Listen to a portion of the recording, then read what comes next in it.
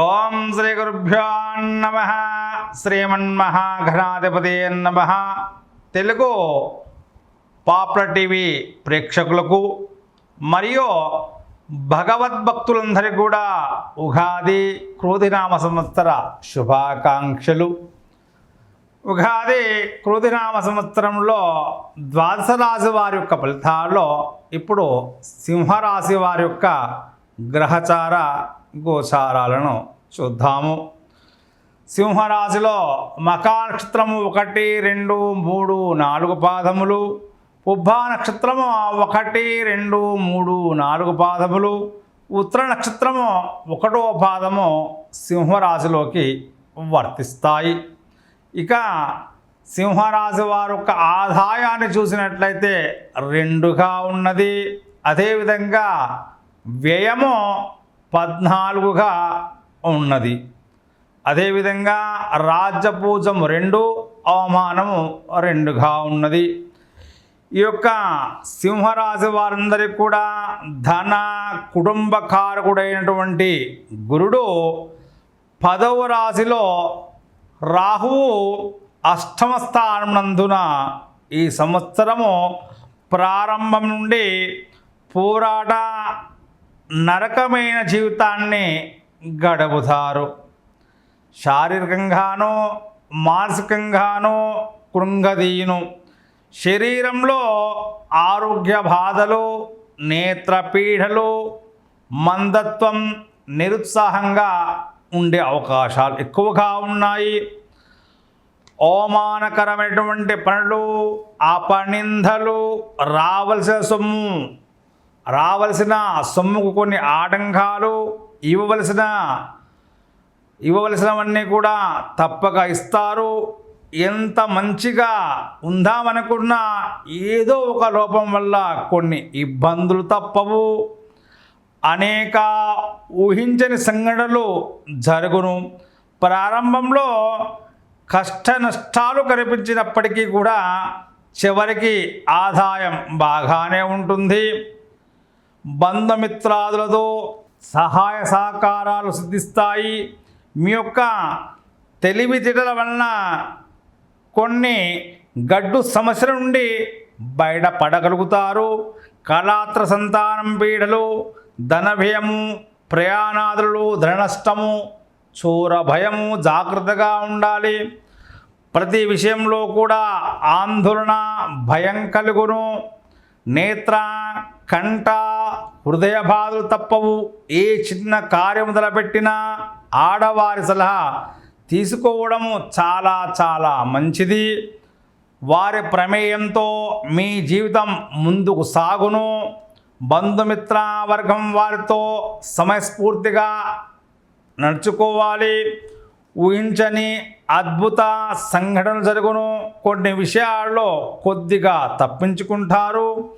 ఆధ్యాత్మికంగా కూడా దైనందిన కార్యాల్లో అభివృద్ధి కనిపించును.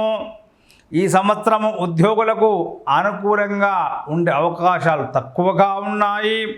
రాహువు శనుల ప్రభావం వల్ల కొద్దిగా అసంతృప్తిగా ఉంటుంది. ఆలోచన మాటలో నిలకడ ఉండదు. కేంద్ర రాష్ట్ర ప్రభుత్వాల్లో పనిచేయవారికి సుదూర ప్రాంతాలకు బదిలీలు, అధికారుల వల్ల కొన్ని ఇబ్బందులు తప్పవు. పర్మనెంట్ కాని వారికి ఈ సంవత్సరం కూడా నిరాశగా ఉంటుంది. నిరుద్యోగులకు ఆశాజనకంగా ఉంటుంది. కానీ ఏదో ఒక చిన్న ఉద్యోగమైనా లభించును. గృహ నిర్మాణాలు, నూతన వాహన ప్రాప్తి, రాజకీయ నాయకులకు ఈ సంవత్సరం కొద్దిగా గడ్డు కాలంగానే ఉంటుంది. జాగ్రత్తగా ఉండాలి. రాహువు బలం లేని కారణంగా మీపై నిందారోపణలు వచ్చే అవకాశాలు ఉన్నాయి. ప్రజల్లో గుర్తింపు ఏమాత్రం కూడా ఉండదు. అధిష్టాన వర్గంలో పేరు ప్రఖ్యాతులు పోగొట్టుకుంటారు. ఏ పదవి వచ్చే అవకాశం లేదు. ఉన్న పదవులను కోల్పోయే అవకాశాలు కూడా ఉన్నాయి. ఎన్నికలలో పోటీ చేసిన ఓటమి పాలవుతారు. అధిక ధన వ్యయం, స్థిరాస్తులను పోగొట్టుకుంటారు. జాగ్రత్తగా ఉండేది. నమ్మిన వారే దగా చేస్తారు. కళాకారులకు ఈ సంవత్సరం కూడా అనుకూలంగా ఉండదు. టీవీ సినిమా రంగాల్లో ఉన్నటువంటి గాయని గాయకులు నటీనట వర్గం వారికి సాంకేతిక నిపుణులకు విజయాలు లభించక నూతన అవకాశాలు కోల్పోతారు. ఆర్థికంగా కొన్ని ఇబ్బందులు తప్పవు. మీ అవకాశాలు ఇతరులకు పోవును. అవార్డులు కూడా మీకు అన్యాయం జరుగును. వ్యాపారులకు ఈ సంవత్సరం మిశ్రమంగా ఉంటుంది. ఆశించినంత లాభాలు రాకపోయినా నష్టాలు మాత్రం రావు. సిమెంటు, ఇసుక, ఇనుము మొదలగు గృహ సంబంధ వ్యాపారులకు రాణింపు ఉంటుంది. బంగారము, వెండి వ్యాపారులకు నష్టాలు తప్పవు. సరుకులు నిల్వ చేయవారికి పర్వాలేదు. జెయింట్ వ్యాపారాలు వారు భాగస్వాములతో విభేదాలు వచ్చి విడిపోయే అవకాశాలు ఉన్నాయి. తగు జాగ్రత్తగా ఉండండి. ప్రభుత్వ ప్రైవేటు కాంట్రాక్టుదారులకు సరైన సమయంలో బిల్లు రాక కొన్ని నష్టాలు తప్పవు. నూతన కాంట్రాక్టులు లభించవు. రియల్ ఎస్టేట్ వ్యాపారంలో ఉన్న వారికి బాగానే ఉంటుంది. గృహ నిర్మాణ రంగంలో ఉన్న వారికి అనుకూలంగానే ఉంటుంది. విద్యార్థులకు ఈ సంవత్సరం అనుకూలంగా ఉండును. జ్ఞాపక శక్తి పెరిగే అవకాశాలు ఉన్నాయి. చదువులపై ఉన్నటువంటి శ్రద్ధను చక్కగా పెడతారు. చెడు స్నేహములు, ఇతర వ్యాపకముల వలన పరీక్షల్లో మార్కులు స్వల్పంగా తగ్గును. తగు జాగ్రత్తగా ఉండండి. చెడు స్నేహాలు చేయకండి.